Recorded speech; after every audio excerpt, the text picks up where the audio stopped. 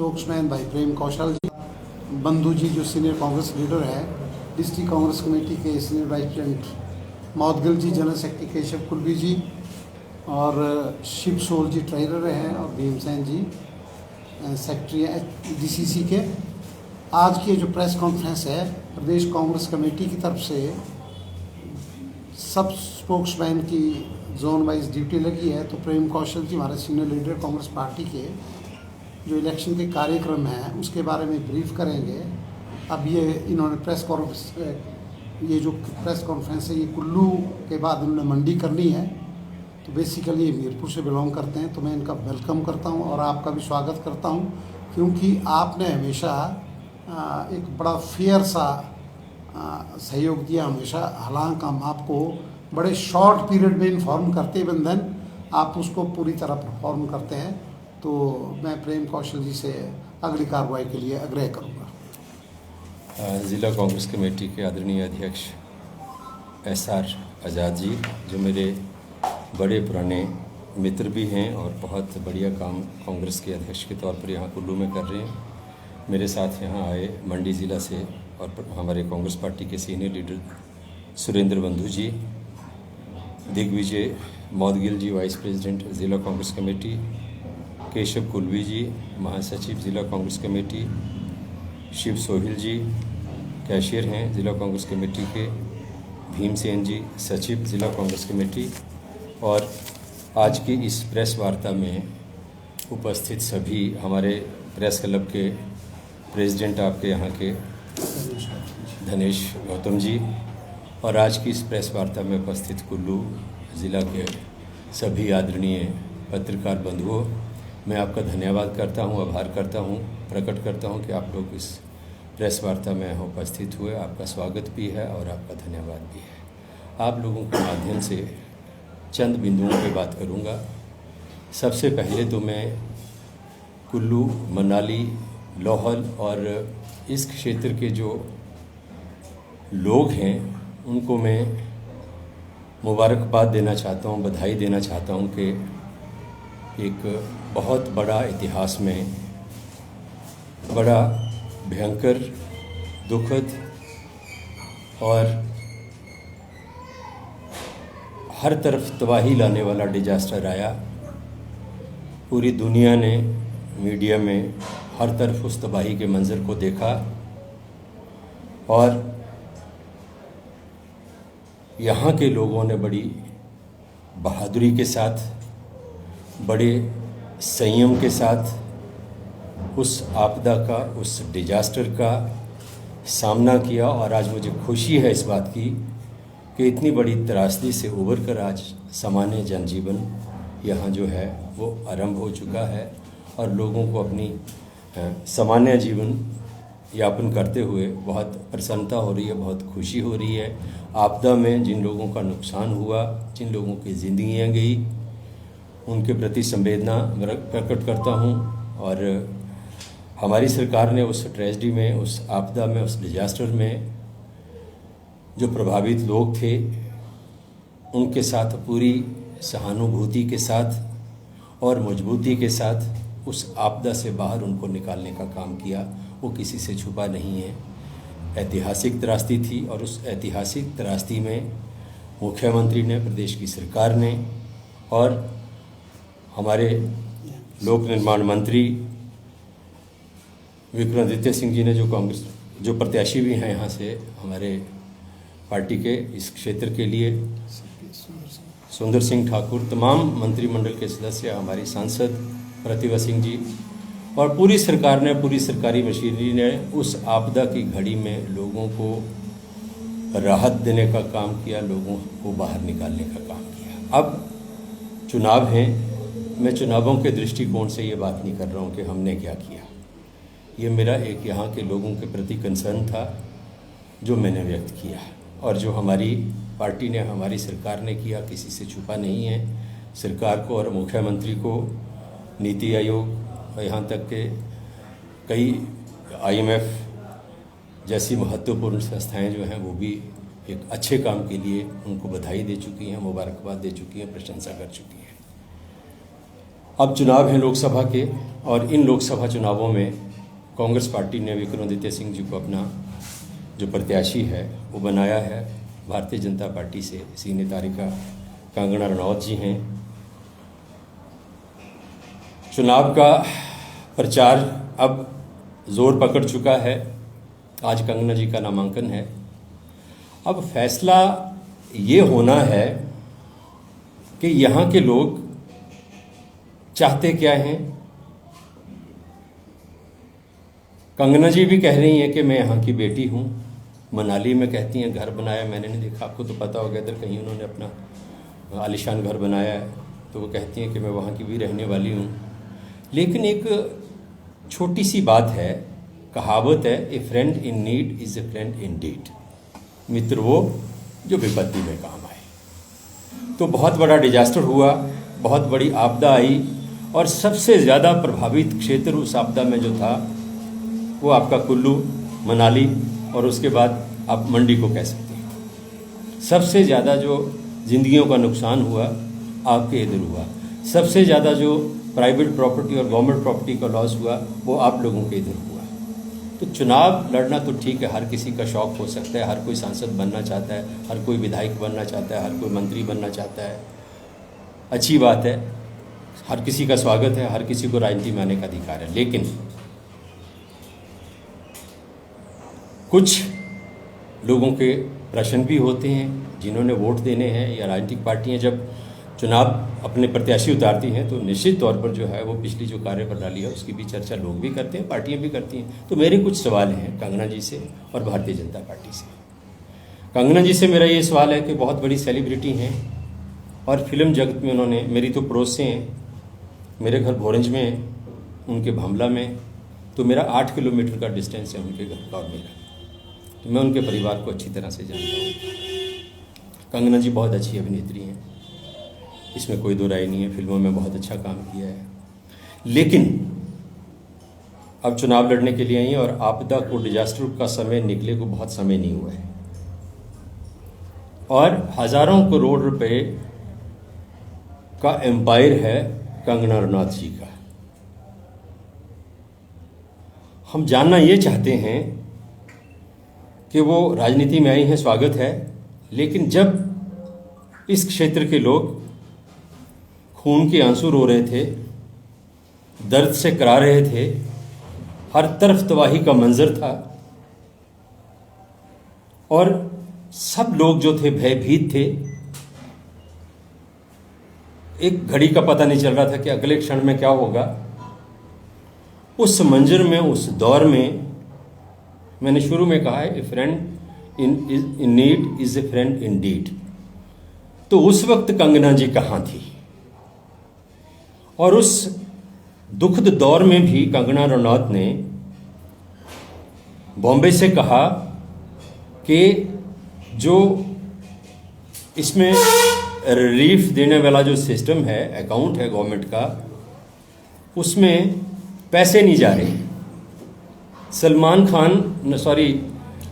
आमिर खान जिनका हिमाचल से दूर दूर तक कोई लेना देना नहीं है, दूर दूर तक का कोई वास्ता नहीं है, उन्होंने 25 लाख के करीब रुपया जो है वो अनुदान दिया। छोटे छोटे से जो बच्चे थे स्कूल जाने वाले, उन्होंने अपने गुल्लक तोड़कर जो है वो प्रदेश सरकार की उस आपदा के समय में चीफ मिनिस्टर जो डिजास्टर रिलीफ फंड था उसमें चंदा दिया। कई विधवाओं ने अपनी पेंशन से दिया, जो हैंडीकैप्ड हैं उन्होंने अपनी जो पेंशन है उसमें से दिया, बुजुर्गों ने अपनी पेंशन, बुढ़ापा पेंशन में से दिया, अपंग थे उन्होंने अपनी पेंशन में से दिया। कोई समाज का ऐसा वर्ग नहीं था जिसने आपदा की उस घड़ी में प्रदेश के लोगों की मदद के लिए हाथ आगे ना बढ़ाए हों।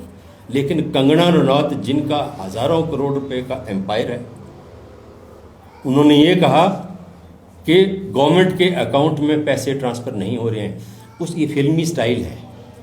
फिल्मों में होता क्या है, फिल्मों के एक्टर एक्ट्रेसेस क्या करते हैं, जब इनकी कोई फिल्म रिलीज होने लगती है उसको लेके कंट्रोवर्सीज क्रिएट करते हैं ताकि उसकी ज़्यादा चर्चा हो और उसकी पब्लिसिटी हो। तो वही हथकंडा कंगना रनौत ने आपदा की उस घड़ी में भी अपनाया।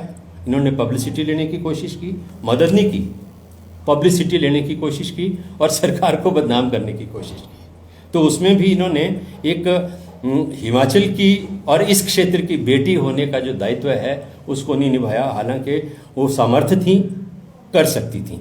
और इसी के साथ ही एक और सवाल है मेरा कंगना रनौत जी से, आपका जो एक कुल्लू का क्षेत्र है, मनाली का क्षेत्र है, और ओवरऑल अगर हम हिमाचल प्रदेश की बात करें तो टूरिज्म यहाँ की मेन इंडस्ट्री है।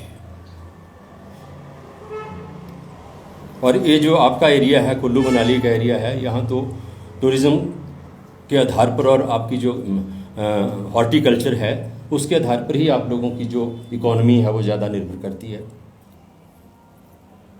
जयराम जी की सरकार ने कंगना रनौत को हिमाचल प्रदेश का टूरिज्म एम्बेसडर बनाने का प्रपोजल दिया, रिक्वेस्ट की, एंड शी रिफ्यूज्ड। उन्हें 45 करोड़ रुपया जो है वो अपना मेहनताना मांगा उसका। तो ये कैसी हिमाचल की बेटी हैं? आपदा में ये नज़र नहीं आई। स्टेट का टूरिज्म एम्बेसडर बनने का अनुरोध सरकार करती है, और इन्हीं की अपनी सरकार, भारतीय जनता पार्टी ही सरकार, वही जयराम जो आज इनका पल्लू पकड़ के इनको सारे संसदीय क्षेत्र में घुमा रहे हैं, उन्हीं जयराम ठाकुर ने अनुरोध किया, लेकिन उन्होंने उस अनुरोध को ठुकरा दिया। तो किस तरीके से, कौन सी अधिकार से आज कंगना रनौत अपने इस संसदीय क्षेत्र के लोगों से वोट मांगने का नैतिक अधिकार रखती हैं? मैं ये जानना चाहता हूं, कांग्रेस पार्टी ये जानना चाहती है। वास्तविकता ये है कि भारतीय जनता पार्टी ने एज ए होल, ये तो कंगना रनौत का पार्ट था, लेकिन भारतीय जनता पार्टी ने जब ये डिजास्टर हिमाचल प्रदेश में आया, जिसमें सबसे प्रभावित क्षेत्र आपका मंडी संसदीय क्षेत्र था, उस पूरे एपिसोड में, उस पूरे डिजास्टर में, उस पूरी त्रासदी में मात्र राजनीतिक लाभ लेने का प्रयास किया, और प्रभावित लोगों के साथ खड़े होने का एक नैतिक जो धर्म था, नैतिक जो कर्तव्य था, उससे भारतीय जनता पार्टी और भारतीय जनता पार्टी के नीचे नेता जो थे वो पीछे भागे। नेता प्रतिपक्ष पूर्व में मुख्यमंत्री रहे 5 वर्ष, उनके मुख्यमंत्री के तौर पर जो कार्यकाल था उसमें मैं नहीं जाऊंगा, लंबा हो जाएगा। लेकिन केंद्र में भारतीय जनता पार्टी की सरकार, जयराम ठाकुर केंद्रीय नेताओं के नूरे जिगर, और जब आपदा आती है तो केंद्र सरकार ने भी हिमाचल प्रदेश की मदद करने से हाथ पीछे खींच लिए,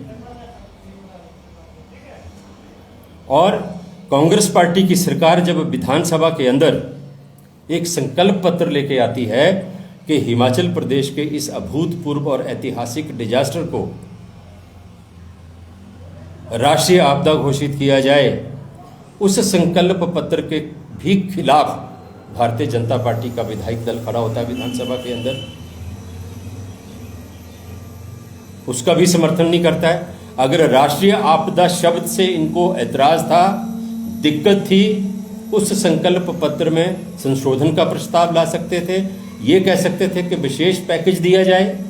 लेकिन क्योंकि भारतीय जनता पार्टी के नेता और भारतीय जनता पार्टी के लोग चाहते ही नहीं थे कि इस डिजास्टर से सफलतापूर्वक प्रदेश की सरकार प्रभावित लोगों को बाहर निकाले, क्योंकि अगर उनको लगता था लोग अगर आफत में फंसे रहेंगे, मुसीबत में फंसे रहेंगे, तो सरकार के प्रति रोष पैदा होगा सरकार में, जिसका भाजपा को लाभ मिलेगा। तो इस तरह की घिनौनी राजनीति भारतीय जनता पार्टी के नेताओं ने डिजास्टर के उस दौर में की। तो मैं समझता हूं कि हर लिहाज से भारतीय जनता पार्टी के नेता हिमाचल प्रदेश के उस डिजास्टर के दौरान जो इनकी कार्यप्रणाली रही है, उसकी हिमाचल प्रदेश और हिमाचलियों के गुनाहगार हैं, और इन गुनाहगारों को अब यहाँ के लोगों से वोट मांगने का कोई नैतिक अधिकार नहीं है।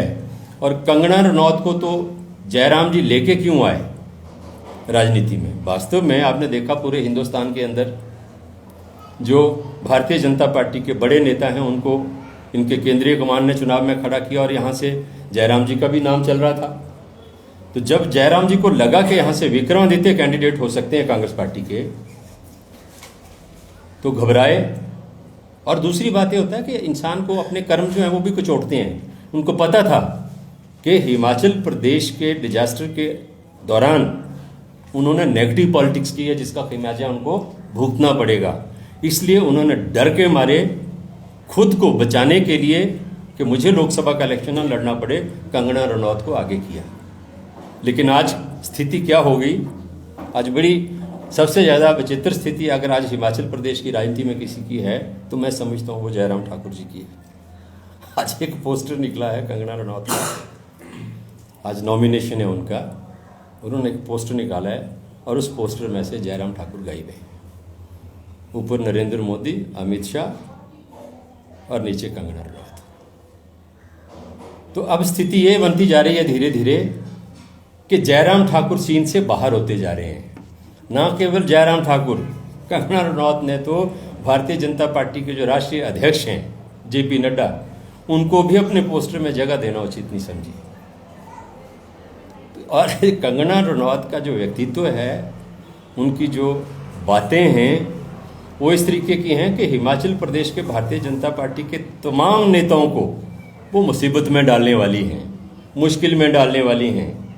और मेरे से एक शिमला में प्रेस कॉन्फ्रेंस कर रहा था, मेरे से कंगना जी के बारे में वहाँ एक पत्रकार साथी ने सवाल किया, तो मैंने कहा इनके बारे में ज़्यादा नहीं कहूँगा, लेकिन इतना ही कहूँगा कि जो कपिल शर्मा शो है आजकल उसको देखने की आवश्यकता नहीं है। आप कंगना रनौत जी की जनसभाओं में चले जाओ, वही काफ़ी मनोरंजन कर रही है। कपिल शर्मा जी का शो देखने की ज़रूरत नहीं है।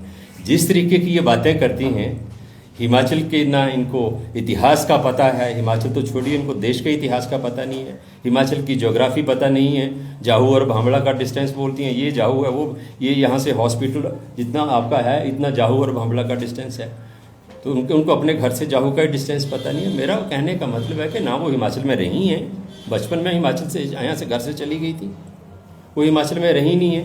वो एक पॉलिटिकल टूरिस्ट की तरह ये लोकसभा का चुनाव लड़ने के लिए हिमाचल प्रदेश आई हैं।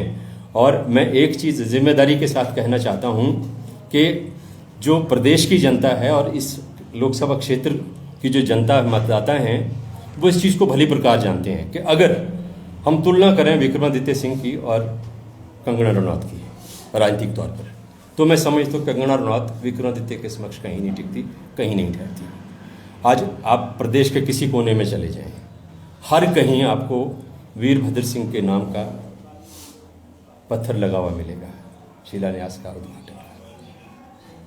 वीरभद्र सिंह का नाम प्रदेश के हर व्यक्ति के मन के अंदर अंकित है और उस फैमिली का प्रतिनिधित्व, उस शख्सियत का प्रतिनिधित्व विक्रमादित्य कर रहे हैं, जो स्वयं एक बहुत अच्छी राजनीति की समझ रखते हैं, एक विजन रखते हैं, डायनामिज्म उनमें है और प्रदेश को और इस क्षेत्र को आगे ले जाने की सोच उनके अंदर है। तो एक तरफ वो शख्सियत है, दूसरी तरफ फिल्मों में एक्टिंग करने वाली शख्सियत है जिनका राजनीति में अनुभव भी शून्य है।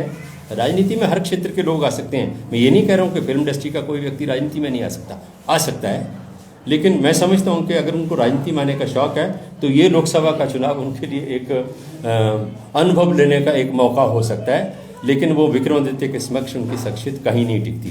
वो फिल्मों में अच्छा काम करती हैं। अभी पिछले दिनों एक न्यूज़ चैनल के ऊपर उन्होंने इंटरव्यू दिया और उसमें उन्होंने कहा कि मैं सांसद बनने के बाद बॉलीवुड छोड़ दूंगी।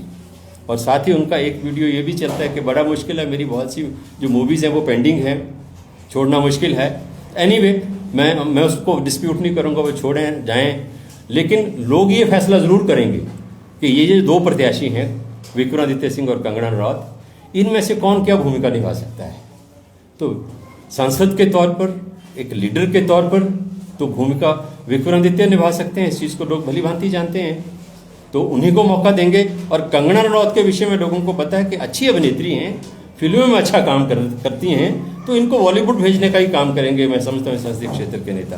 तो इन दोनों में से जो जिस फील्ड का अच्छा समझ रखने वाला है, लोग उसको वही जिम्मेदारी देने वाले हैं, वही भेजने वाले हैं। विक्रमादित्य संसद में जाएंगे और कंगना रनौत जो हैं वो बॉलीवुड जाएंगी।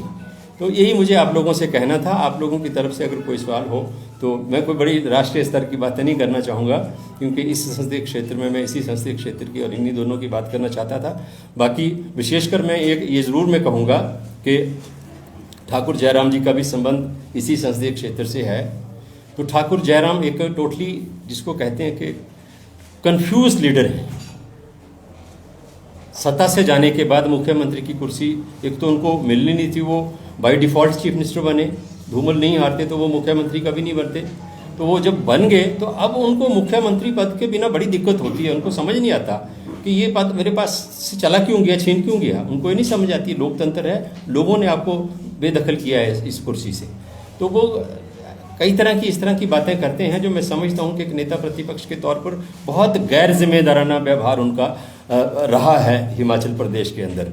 और देखिए, एक चीज़ जो मैं जोड़ना चाहूँगा और आपसे निवेदन करूँगा कि उसके ऊपर ज़रूर आप गौर करें, वो है ये जो कुल्लू का क्षेत्र है, लाहौल का क्षेत्र है और नया हिमाचल जिसको हम कह सकते हैं, जो पंजाब का हिस्सा था जो हिमाचल में आया।